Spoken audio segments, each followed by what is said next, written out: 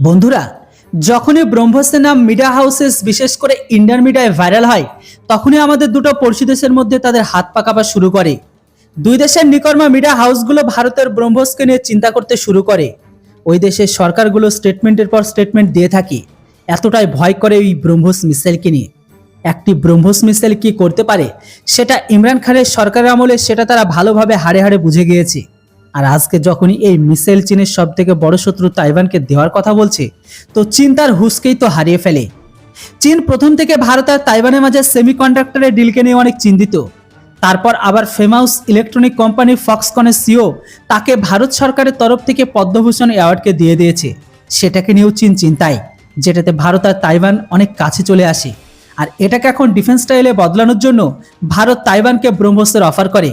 কেননা তাইওয়ানের সমুদ্র এলাকাতে চীনের যে সমস্ত জাহাজগুলো, মানে সেই সমস্ত জাহাজগুলো যেগুলি চীনের তরফ থেকে জোর চুরি করে বা বিনা পারমিশনে তাদের ভেতরে ঢুকে পড়ে, সেই সমস্ত জাহাজগুলোকে যেন স্টপ লাগানো যায়। যদিও শুরুর দিকে তাইওয়ানের ওপর কোনো বিশেষ রেসপন্স তো দেয়নি, কেননা তাইওয়ানের সরকার আমেরিকার অস্ত্রের দিকে তাকিয়ে আছে। তাইওয়ানের রাষ্ট্রপতি মনে করে জো বাইডেন তাদেরকে third air defence system, Tomahawk cruise missile আর F-16 ফাইটার দেবে।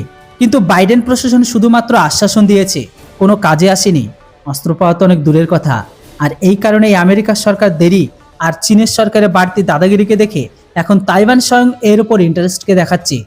ইন্ডিয়ান এক্সপ্রেসের কথা অনুসারে তাইওয়ানের রক্ষা বিভাগ ভারত থেকে 3 রেজিমেন্ট মিসাইল কেনার সিদ্ধান্তকে নেয়, যেগুলি তারা তাদের কোস্টাল এরিয়াতে ডিপ্লয় করবে, ঠিক যেন ফিলিপিন্সের মতো, যেন তাদের এরিয়াতে চীনি জাহাজ ঢুকতে না পারে।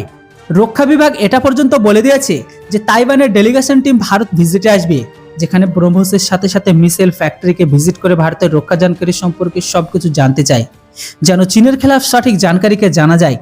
যদিও ভারতের সমস্ত অস্ত্র চীনকে মাথায় রেখে টেস্ট ডিজাইনার বানানো, তো চীনকে কাউন্টার করার জন্য ভারতের অস্ত্রের থেকে ভালো অস্ত্র আর নেই।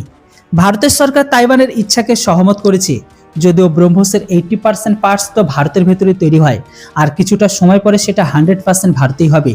মানে ভারত এরপরে রাশিয়ার বিনা পারমিশনে মিসাইলকে বিক্রি করতে পারবে, সাথে এর প্রফিটকেও দিতে হবে না তাদের।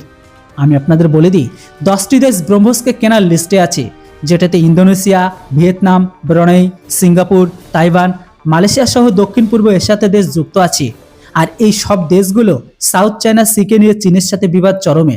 বন্ধুরা, এবার আপনারা বলুন, এই দেশগুলোকে কি আমাদের অস্ত্র বিক্রি করা উচিত না উচিত নয়? আপনাদের কি মতামত সেটা অবশ্যই কমেন্ট বক্সে লিখে জানান। ভিডিও আর ইনফরমেশন ভালো লাগলে চ্যানেলটিকে সাবস্ক্রাইব করতে ভুলবেন না। Thanks for watching. জয় হিন্দ, বন্দে মাতরম।